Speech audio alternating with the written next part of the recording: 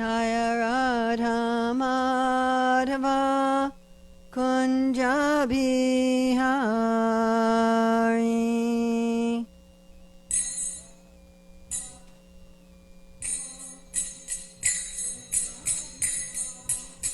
Jaya Radha Madhava Kunja Bihari.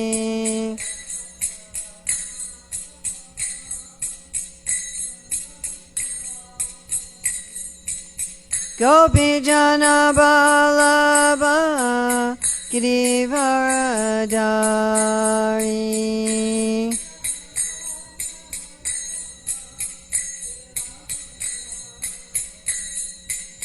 Gopi Jana Balaba Girivaradari.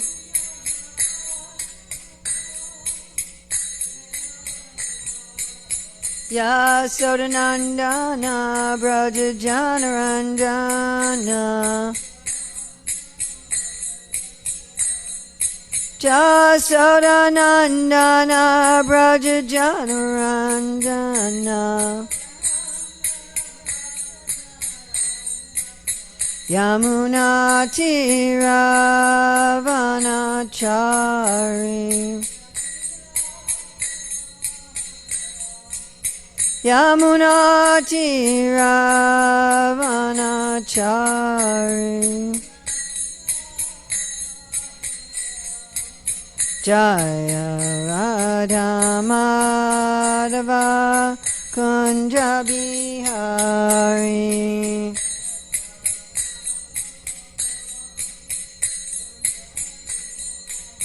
Jaya Radha Madhava Kunja Bihari.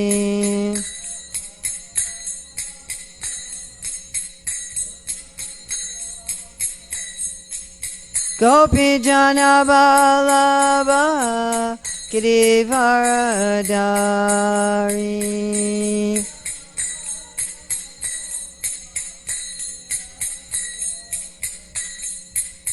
Gopi Jana Vallabha Girivaradari.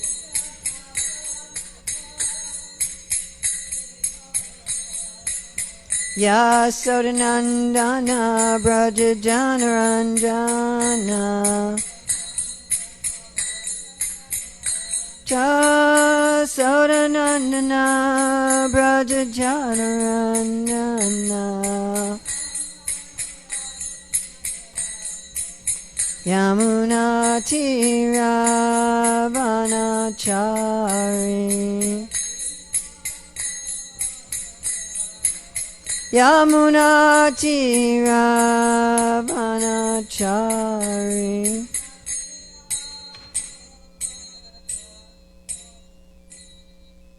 Jayam Vishnupad Paramahamsa Parivrajikacharya Asatara Satya Sri Śrīmad His Divine Grace A.C. Bhaktivedanta Swami Maharaj Prabhupada Ki Jai. ISKCON Founder Acharya Srila Prabhupada Ki Jai. Anantakoti Vaishnava Vrinda Ki Jai. Namacharya Srila Haridas Thakur Ki Jai. Prem Shri Kaho Shri Krishna Chaitanya Prabhu Nityananda Shri Advaita Gadadhar Shivasadi Gaur Bhakta Vrinda Ki Jai. Shri Shri Radha Krishna Go Gopinath Shaima Kunda Radha Kunda Giri Govardhana Ki Jai. Vrindavan Dhamma Ki Jai, Mathura Dhamma Ki Jai, Navadvip Mayapur Dhamma Ki Jai, Jagannath Puri Dhamma Ki Jai, Gangamaya Jamuna Devi Ki Jai, Bhakti Devi Ki Jai, Tulsi Maharani Ki Jai, Samaveta Bhakta Vrinda Ki Jai, Gaur Premanande. All glories to the assembled devotees. All glories to the assembled devotees. All glories to the assembled devotees. All glories to Sri Guru and Gauranga. All glories to Srila Prabhupada. Nama Om Vishnupadaya. Krishna Prasthaya Bhutale Srimate Bhaktivedanta Swami Niti Namane. Namaste Sarasvati Deve Gauravani Pacharane Nirvase Susunyavadi Paskatyade Satarane. Vandeham Shri Guru Shri Yuta Padakamalam Shri Gurun Vaishnavamscha. Shri Rupam Sagrajatam Sahagana Raganatam Vitam Tam Sajivam Sadvaitam Sadvadutam Parijana Sahita Krishna Chaitanya Devam Shri Radha Krishna Padam Sahagana Lalita Shri Vishakam Vitamscha Vanchakapachubhischa Kripasindhavye Patitanam Pavanevyo Vaishnavevyo Namo Namaha. Om Namo Bhagavate Vasudevaya. Om Namo Bhagavate Vasudevaya. Om Namo Bhagavate Vasudevaya.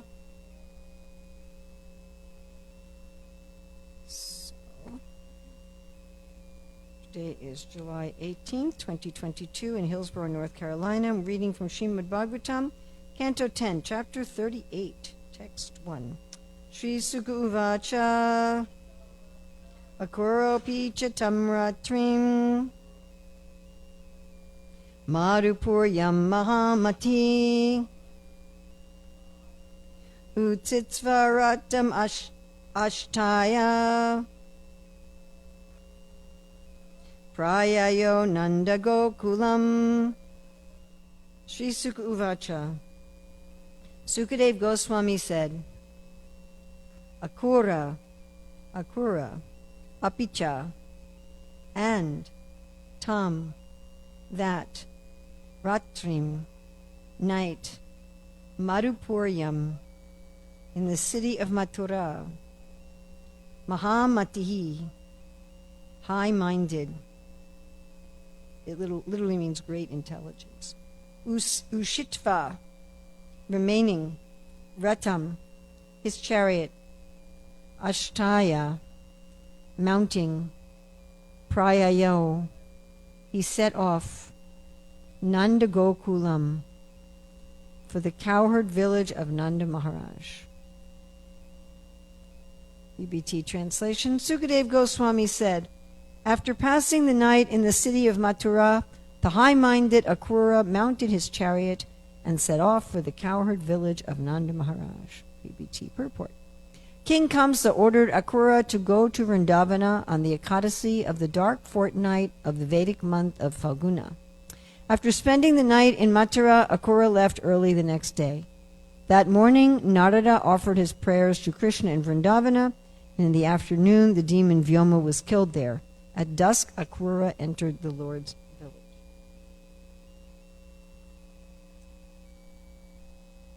I'm going to focus on the word Mahamatihi, and I want to read, first we'll start with Vishwanath Chakravarti Thakur's commentary. This chapter describes how Krishna fulfilled all the desires of Akrura and welcomed him with appropriate hospitality. King Kamsa ordered Keshi and Akrura to go to Vraja on the Ekadasi of the dark fortnight, Krishna Paksha, of the Vedic month of Phalguna. The next morning, Keshi was killed in Vrindavana by Krishna. Akrura set off for Vraja, and Narada praised Krishna. In the afternoon, Vyomasura was killed, and at dusk, Akrura entered Vraja. Tam Ratim means the night of Ekadasi.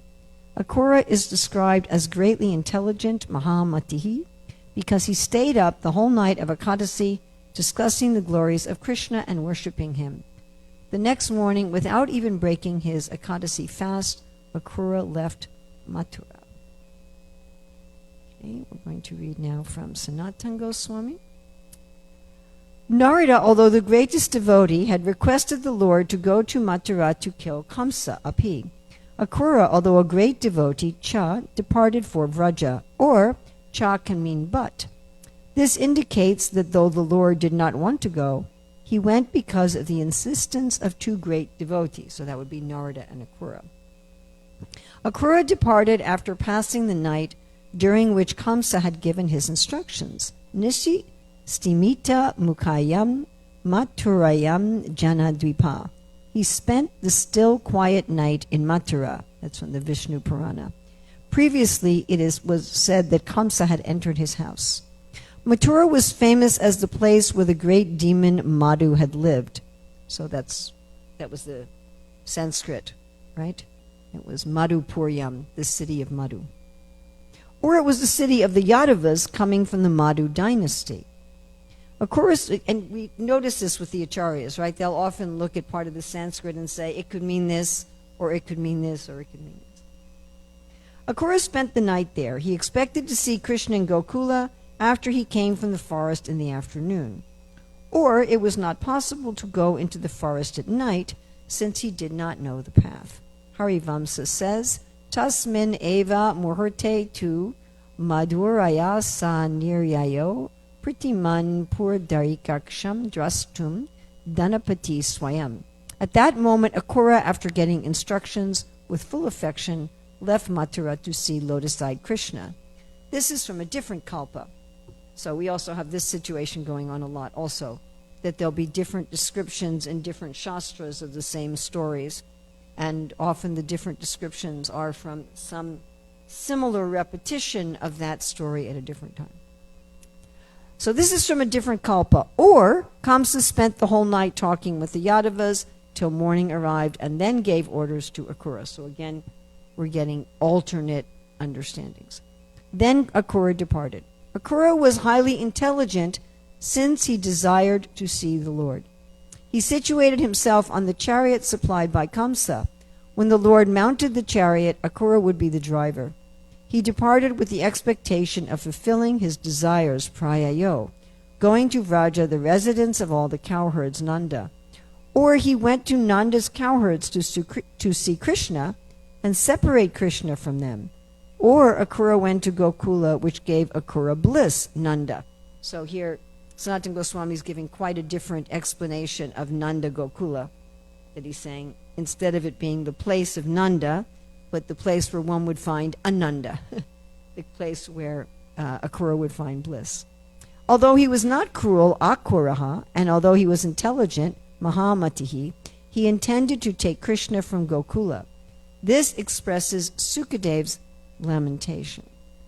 All right, I'm going to also read Jiva Goswami's commentary. I offer respects to Akrura, who served Kamsa on some pretext in order to see and serve his Lord. That's interesting, isn't it? Right? That Akrura figured, if I serve Kamsa as demon, it will give me an excuse to see Krishna. The word cha indicates that Krishna became eager to go to Mathura when he heard from Narada that he would kill Kamsa. Thus, Akrura became eager to go to Vraja.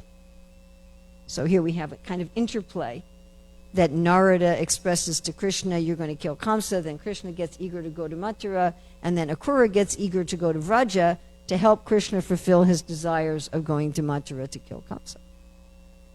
Or, so here we have another, again, different explanation, or Api can indicate that though Kamsa had sent Keshi, he also sent Akrura. He was instructed by Kamsa and then spent the night in Mathura.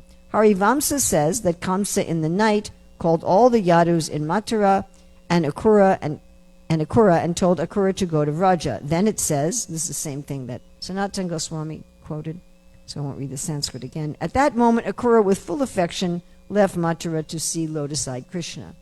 Previously in Bhagavatam, it was said that Kamsa entered his inner chambers after speaking to Akrura, and Akrura went to his own house.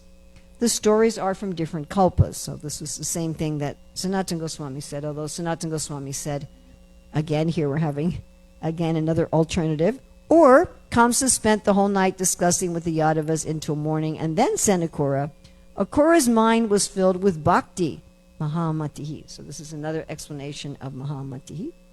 Sukadev did not want to relate how Krishna would leave Raja, since it was a cause of distress to the people of Raja. Thus he dwells simply on the devotional qualities of Akrura. So it was a very considerate thing there that Sukadeva was doing. He departed prayayo. Though Gokula was well known as belonging to Nanda, Sukadeva specifically mentions his name because he had a sudden internal realization of its special nature. So yet another reason for calling it Nanda Gokula. Shri Suka Uvacha Akuropi Chatam Ratrim Madhupuryam Mahamatihi Ushitva Ratam Astaya Prayayo Nanda Gokulam. Sukadeva Goswami said, after passing the night in the city of Mathura, the high-minded Akrura mounted his chariot and set off for the cowherd village of Nanda Maharaj. So as I said, I'm going to be focusing on this word Mahamatihi, being very intelligent. So what does it mean to be very intelligent? So often we think of very intelligent as somebody like Albert Einstein. Right? That's kind of our epitome, isn't it? He's the poster child for very intelligent. And we think of very intelligent often somebody who has a very high IQ, maybe someone who's made some great scientific discovery, right? Or somebody who can think out of the box. So Einstein fits all of those categories. He was a very lateral thinker, and he made a discovery, right? The theory of relativity, had a very high IQ. You know, or we think of somebody as very intelligent, perhaps, if they have various skills in the world, like if they know how to deal with the world. We talk about emotional intelligence, right? Or if they're very talented in some way, we can say that they're very intelligent. So what does it mean here that Akura is very intelligent? And what is actual intelligence? This is an important question because Krishna speaks a lot in the Bhagavad Gita about buddhi. Yes? Buddhi yoga, which Srila Prabhupada often just translates as Krishna consciousness. And the literal meaning of buddhi yoga is, of course, the yoga of intelligence. So one might think, well, you know, the buddhi yoga, so we should all go to, you know, Oxford and Princeton and get a doctorate there in philosophy and make, you know, have some great invention, and that's what great intelligence means. And so what does it mean here? We have several definitions given by our acharyas, and I was going to look at 3 definitions given by our acharyas for how Akura was very intelligent. And then I'm going to look at also how Sukadeva Goswami, although this verse is referring to Akura as being intelligent, that, of course, Sukadeva Goswami was speaking the verse, so he's not going to say, I'm very intelligent. But how Sukadeva Goswami is also very intelligent. So Sanatana Goswami says that Akura was considered highly intelligent since he desired to see the Lord. His desire to see the Lord was an indication of being very intelligent. And obviously, this kind of intelligence is not the same as the sort of intelligence that we associate with someone like Einstein, right? It's a very different kind of intelligence. Srila Prabhupada tells a very funny story in this regard. So there was one time a thief, and he was going around trying to find something to steal, and he happened upon a Bhagavatam class that was going on. So he stopped to listen to the class for a while, and the speaker of the class was describing Krishna's form. And anyone know exactly what he was describing? Describing Krishna's flute and also Krishna's jewels. So he was describing Krishna's jewels. Now, Krishna's jewels are very extraordinary, right? He has this kaustubha gem, which only he has. No other devotees wear the kaustubha gem. All the living entities, it said, are residing in this kaustubha gem, which has an engraving of a calf on it. So he's describing the kaustubha jewel, and Krishna, of course, wears pearls, not like the kind of pearls you get today. Today, if you go to, you know, any of the jeweler stores, Zales or whatever jeweler stores there are, and you buy a pearl, they've taken oysters and put them in a cage, and they've stuck round plastic balls in the oysters. Did you know that? And then the oysters just cover that with nacre, and there's a thin layer of nacre on it, and they consider that to be a pearl. That was first developed in Japan. And there's very few places in the world now where you can get a real pearl, where it's nacre all the way through, made naturally by the oyster. Like in Bahrain, you can get real pearls. In fact, it's illegal to bring cultured pearls into Bahrain. And I remember once stopping by a jewelry store there, and there was a pearl necklace, 3 strands of pearls, all genuine pearls, worth $500,000. Imagine that. Imagine the kind of people who can spend $500,000 on one piece of jewelry. Just imagine that. You know, what kind of money they must have. So this is the kind of jewels Krishna was wearing. Right? I mean, for us, like if we spend, you know, $10 on neck beads or something, we consider, if you're going to get fancy neck beads and spend $50. But so Krishna's wearing real pearls, worth $500,000. Pretty good heist, right? And he's just a little kid. Then the Bhagavatam speaker was describing that Krishna's just this little child. You know, and again, today we don't put real jewelry on our children, usually, right? Imagine that, putting real jewelry on. Even today, the adults don't usually wear real jewelry. Prabhupada talks about how we're very proud of our modern civilization, but we're just wearing plastic, right? Fake jewelry. And that Krishna wasn't just wearing jewels and his Kaustubha jewel. He's also wearing real rubies and real emeralds and real diamonds and solid gold. You know, today you just get like 14 karat gold, half gold. So this thief was very desirous. Well, this is an easy haul. You know, I'll go to Vrindavan, I'll just take this little child, and I'll be a multimillionaire. So he was intensely wanting to see Krishna. He had this intense desire to see Krishna. And so he went to Vrindavan, and he's like, where's Krishna? Where's Krishna? Where's Krishna? And because of this intense desire, little Krishna appeared before him, and indeed he was covered with these millions of dollars worth of jewels. Probably had, you know, like $50 million worth of jewels on him. Actually, elsewhere Prabhupada talks about how we can understand how wealthy Nanda Maharaj was just by having, you know, cows and milk products. So the thief is looking at Krishna and he's like, wow. And he forgot, actually, what he came for. He became so overwhelmed by the beauty of the Lord. And he's just a little child, and he says, may I help you? What would you like? And then he remembers and he says, can I have some of your jewelry? And Krishna says, I can't give you my jewelry. My mommy will be angry with me. She'll be upset with me. And the thief was so charmed that he became a pure devotee of the Lord from this intense desire to see Krishna. And Yam Kroda Kama Sahajar Panayati Biti Vatsalya Moha Guru Gaurava Sevi Vabai Sanchinchitasram Sadrisin Tanima Parete Govindamadi Purusham Tam Maham Bhajami. Even if our desire to see Krishna is tainted with something else, still one can attain prema. It's a very good thing that that's the case, because most of us don't intensely desire to see Krishna to serve him. Right? But Akrura was intensely desiring to see Krishna to serve him.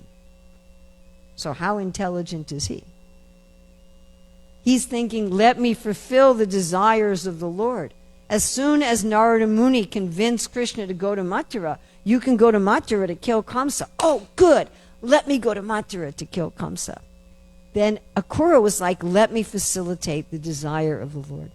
So he wanted to see Krishna, not just to enjoy the bliss of seeing Krishna, but to serve Krishna. Let me see the Lord so that I can render some service unto him. So this is the most intelligent. And why is it the most intelligent? And I talk about this a lot.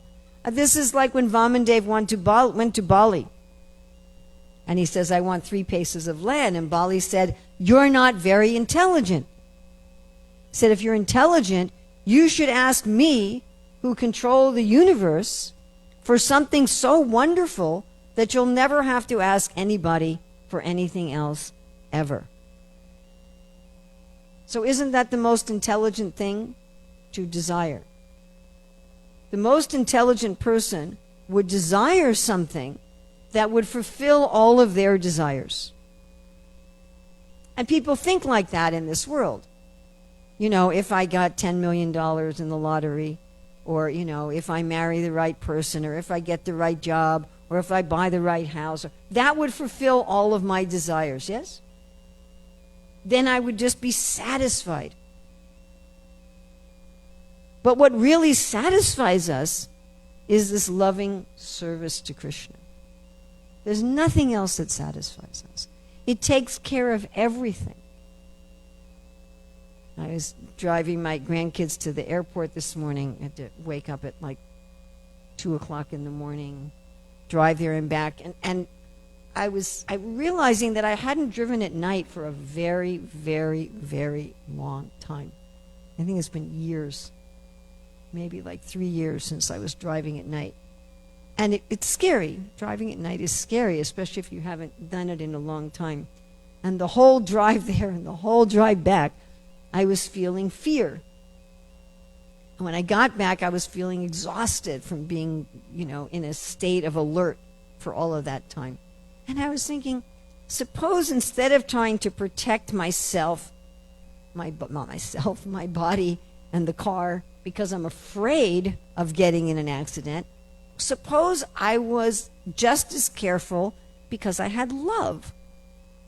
That suppose I loved Krishna so much that I wanted to take care of his car, and I loved Krishna so much that I wanted to keep this body which belongs to him safe for his service.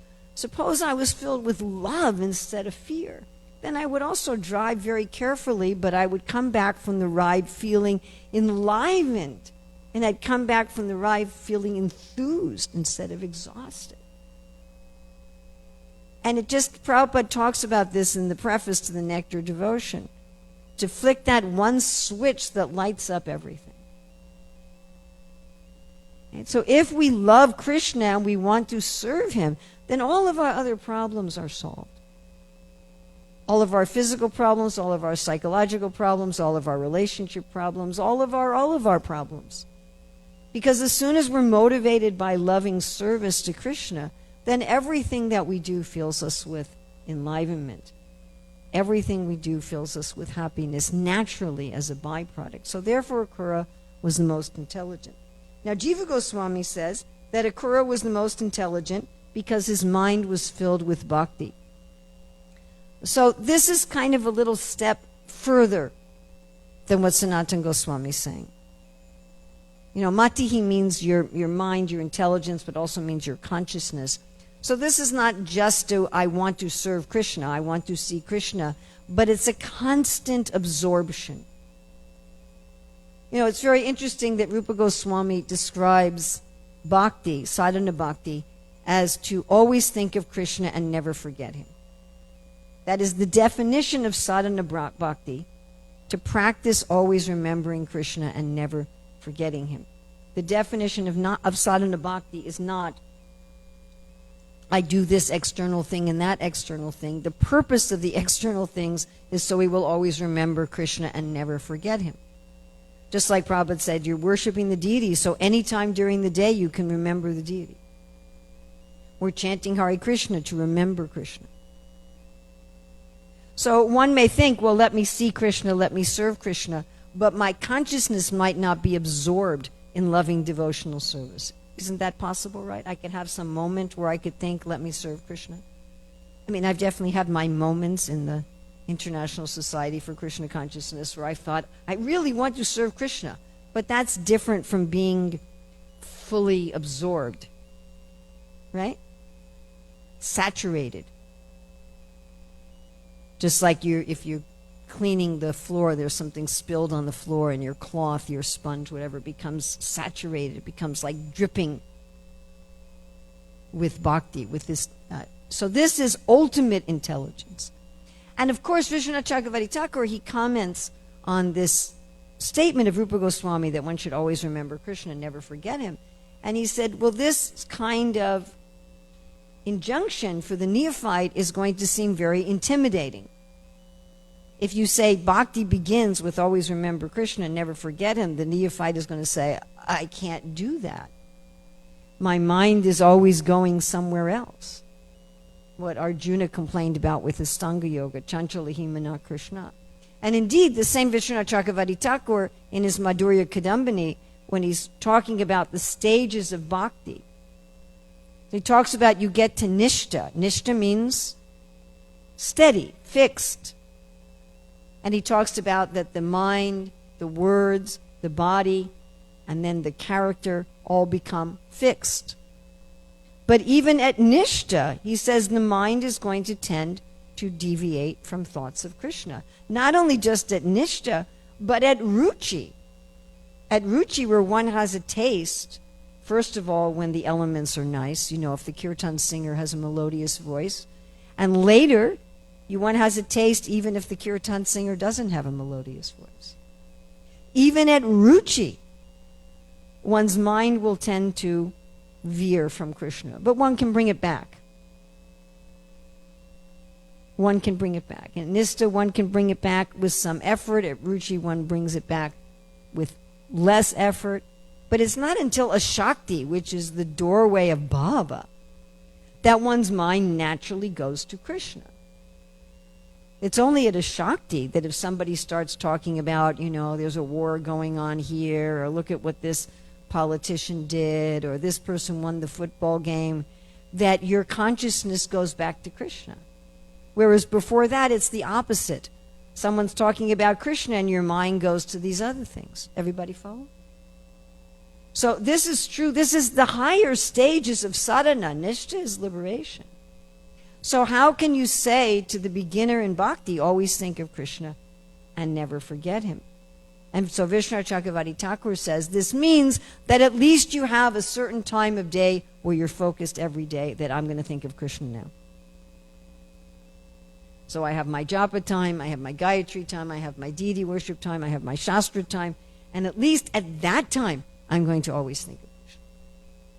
At least I have a time. This is going to be my time that I'm going to focus on thinking of Krishna, with the idea that eventually one will always remember Krishna. So Akrura was the most intelligent because he is always thinking of Krishna. It's not just when Kamsa calls him and just when he goes, we're about to get into how Akrura is meditating on Krishna on the way to Vrindavan. One of my favorite parts, actually, of the Bhagavatam. How Akrura is preparing his consciousness to enter the Dham.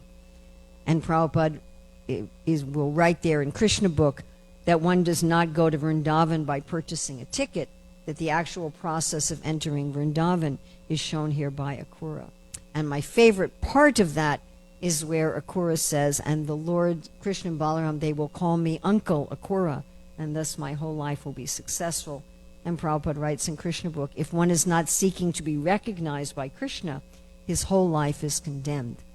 And I really like that because to me it's the secret of practicing the Trinadapi verse, that the only way I cannot expect respect from other jivas is if I'm feeling that from Krishna. But anyway, it's not just that when Akrura is going to Vrindavan, he's in that absorption. I may be in that absorption. Okay, I'm on the plane. I'm going to Vrindavan. Where am I going to go? What am I going to do? What service am I going to do? But Akrura is like this all the time. Therefore, he is Mahamati. Now, Vishnu Chakravarti Thakur in his commentary says that Akrura is Mahamatihi because he stayed up all night on Ekadasi discussing Krishna's glories and worshiping him. So it's interesting, Vishnu Chakravarti Thakur is directly relating the Mahamatihi to the Madhupuriyam Ratim that he stayed that night in Mathura, and that it was Ekadasi night. So, of course, this is the traditional way to observe Ekadasi, to fast from food, water, and sleep. No eating, no drinking, no sleeping. And to stay up all night, the night of Ekadasi, and to be chanting the glories of the Lord and talking about the Lord. So when we used to run a school here, some of you remember our student Kitri? So his official name was Gaur Purnima, but nobody called him Gaur Purnima. So I remember that we did that. We all stayed up all night on Ekadasi. We didn't have any food or water, and we had no sleep, and we were staying up all night singing the glories of the Lord. And one time when I was in Italy with the Pandavasena group, the youth group from the UK, so it was Ekadasi, and there were maybe 150 of them, and I think 30 or 40 decided they were going to do, like 64 rounds during the day, and then we were going to stay up all night and do bhajans, and so it was a wonderful, wonderful experience. And I'm sure some of you have been to like the 24-hour kirtans where there's an all-night kirtan, and sometimes that's on Ekadasi. So why is that very intelligent? Because days like Ekadasi, and we're coming up with Balaram Purnima and Janmastami, Vyas Puja, Radhastami, days like this, spiritual life is easier. It's just like a place like this, spiritual life is easier. association like this spiritual life is easier. So there's certain days, there's certain times. So just like I said, I was going to the airport this morning, and I was saying to the kids, I'm not used to driving at night. And so Sri Arjuna said, well, maybe you should just park at the airport until sunrise and then drive back. And I said, no, what's nice about being out this early is there's no traffic. The roads are just open. Right? If you've ever, sure, all of you have driven during a traffic jam. Right? And the difference between driving someplace during a traffic jam and driving someplace when nobody's on the road. So these special days, it's like you're driving with nobody on the road. You just have a clear road. So these special days are just like that. It's easier. It's just like early morning is also easier. I had a couple students, Rita and Radhe, who wanted to study Ayurveda. So in order to have them study Ayurveda, I had to study Ayurveda. And one of the things we learned is that the different modes are active at different times of the day. And there's a certain time of the day when all the modes are in equilibrium. Then after that, sattva becomes dominant. So at those two times when all three modes are in equilibrium and sattva becomes dominant, it's easier to execute spiritual life. Right? We all experience this. And then rajas becomes active. You can feel it. You feel like, I'm supposed to get things done, right? I'm supposed to get things done. And as it gets to the middle of again, you feel like that. I have to be productive. And then it gets toward the end of the day and tamas becomes active. And you're like, I don't really feel like being productive anymore. I just want to relax. I just want to chill. I want to do something easy. Right? Everybody experiences this? Yes. So if one tries to do one's sadhana when the proper time and the proper place, it becomes more efficacious. So therefore, Akrura was very intelligent because he knew how to take advantage of the proper time and place. So we looked at 3 ways in which Akrura could be called very intelligent. Does anybody remember what they were? He's saturated with bhakti. That's from Jiva.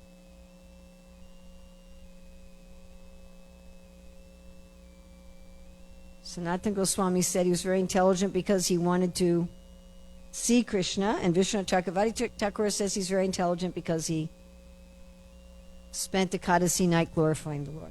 All right, I also want to look at, Sukadeva Goswami is very intelligent, although that's not the focus of this verse. So I like how Jiva Goswami says that Sukadeva suddenly realized the special nature of Vraja as belonging to Nanda. So as he's describing Vraja, and there were so many explanations was given by our acharyas as to why Vraja here is called Nanda Gokulam. But I really like the one that as Sukadeva Goswami is speaking, he suddenly has this inspiration, this realization, it's Nanda Maharaj's Gokul.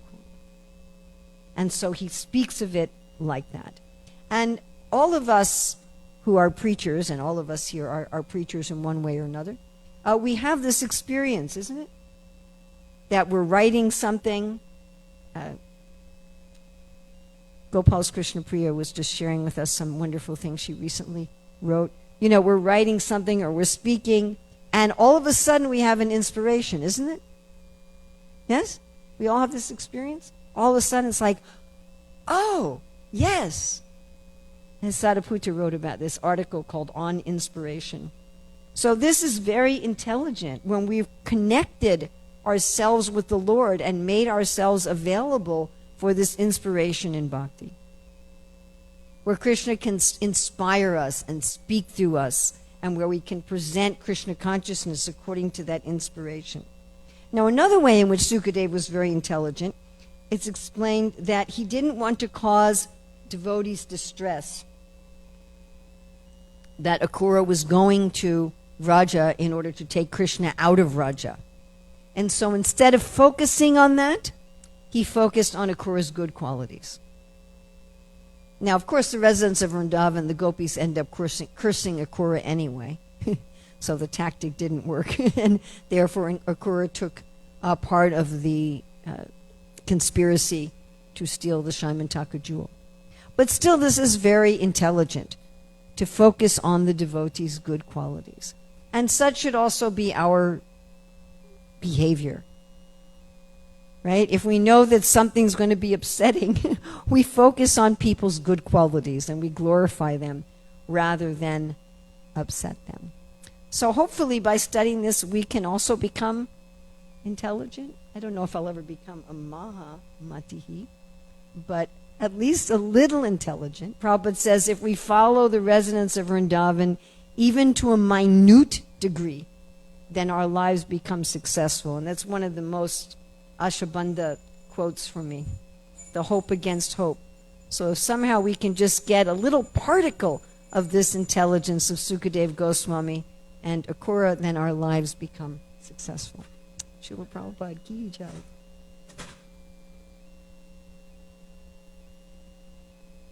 Oh, yes. Yes, Sukadeva Goswami, he was feeling that, brokenhearted. Like, how can I tell this story and cause everybody this much suffering?